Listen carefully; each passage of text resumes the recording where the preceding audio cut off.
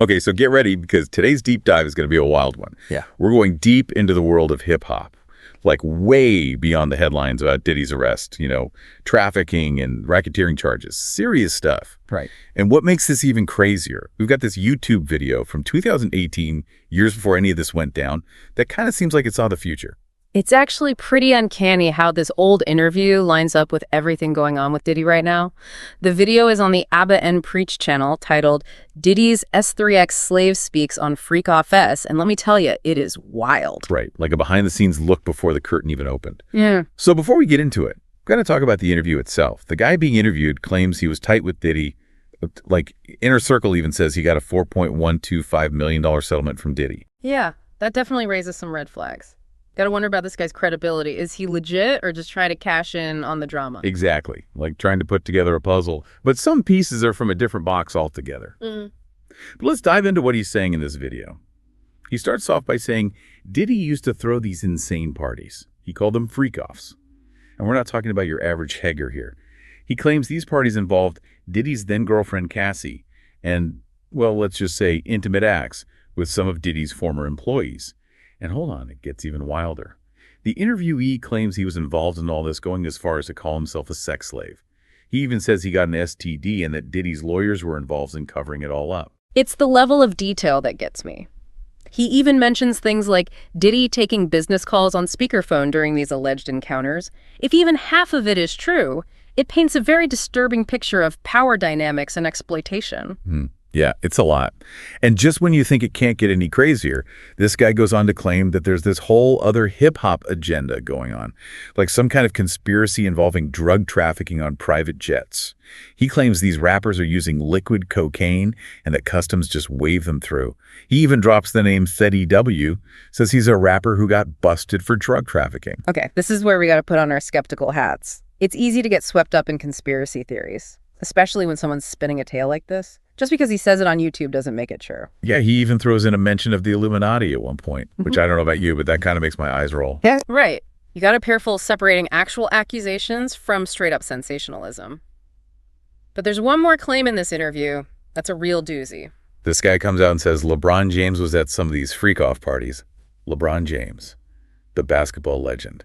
He even says that LeBron and a bunch of other rich and famous people, athletes, celebrities, you name it, they all have secrets, and they pay people off to keep them quiet. Man, if that's true, that's a whole other level. It's not just about Diddy anymore. It means this pressure to stay silent, it goes way beyond, like, even someone like LeBron James, a global icon, could be caught in this web. Makes you think about the kind of pressure those guys must be under, the lengths they'd go to protect their image. No kidding. Yeah. It really makes you wonder about the price of silence. And not just in the music industry, but everywhere. Oh, absolutely. It's like all those scandals we've seen lately. Hollywood big corporations. People in power using their money and influence to silence anyone who tries to speak out against them. This story, whether it's true or not, taps into this really deep fear we all have about how power really works. Yeah, that feeling that if you have enough money and connections, you can get away with anything. Exactly. And the people who get hurt, the ones with no voice, they're the ones who suffer in silence. It makes you question everything, who you can trust, how we can even begin to make things right. So if this guy is telling the truth and Diddy did pay him off, what does that mean for the case? That's the million-dollar question, isn't it? It makes you wonder if justice is even possible when the accused have the means to silence their accusers. How many other stories are out there just like this one, buried and forgotten? It's a scary thought. This whole thing has been insane. Honestly, I don't know what to believe anymore. But there's one last thing in this interview. He talks about why Diddy is only getting called out now after all these years of alleged bad behavior. He thinks it might be a way to protect someone else. Someone even more powerful. Like Diddy's just a pawn in a much bigger game. He even goes so far as to say that Diddy has dirt on a lot of big names and that none of this bleep is coming out. What do you think? Is that even possible? Yeah, I mean, it's definitely a possibility, right? It plays into that whole idea that there's one set of rules for the elite and another for everyone else. Yeah, it's like that saying, the law is like a spider web. It catches the small and weak while the big and powerful break right through. Exactly. Whether or not that's what's happening here, who knows? But it's a sentiment a lot of people can relate to. So here we are with this crazy story from a YouTube video. We've got these explosive claims, but the source is totally unverified. How do we even begin to make sense of it all? That's the challenge, isn't it? We have to be so careful about what we choose to believe, especially when it comes to something like this. We can't just take someone's word for it, no matter how convincing they might sound. So how do we be smarter about this?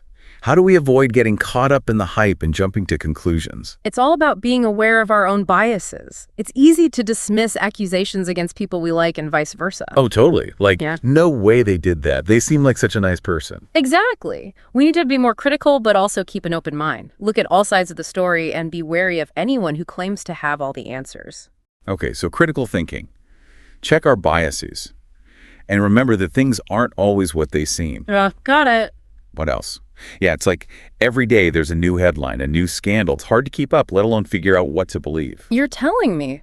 It's overwhelming. But that's exactly why we need to be extra careful about where we're getting our information from and be willing to have real conversations about this stuff, even when it's uncomfortable. So it's not enough to just scroll through the headlines. We got to actually think critically about what we're reading and hearing. Absolutely. And more importantly, we need to realize that there are systems in place that actually benefit from us staying silent. It's about finding our own voices, speaking up against injustice, even when it feels impossible. I hear that. Easier said than done, though, right? Okay. 100%. But even the smallest act of courage can make a difference. When we speak up, we give others permission to do the same. It creates a ripple effect. So as we wrap up this deep dive, what's the one thing you really want our listeners to take away from all of this? I hope this conversation inspires everyone to look beyond the headlines. Don't just accept the story you're given. Question everything. Remember, there are always multiple sides, and we owe it to ourselves to be critical thinkers. This whole thing, even with the questionable source and those wild accusations, it really makes you think about how much power influences everything and how important it is to speak up when something feels wrong. That's exactly what we're hoping for. To get people thinking, to start those tough conversations. Real change takes time.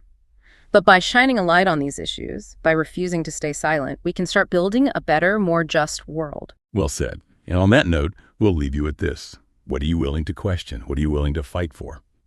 Thanks for joining us on this deep dive. And remember, keep asking those tough questions.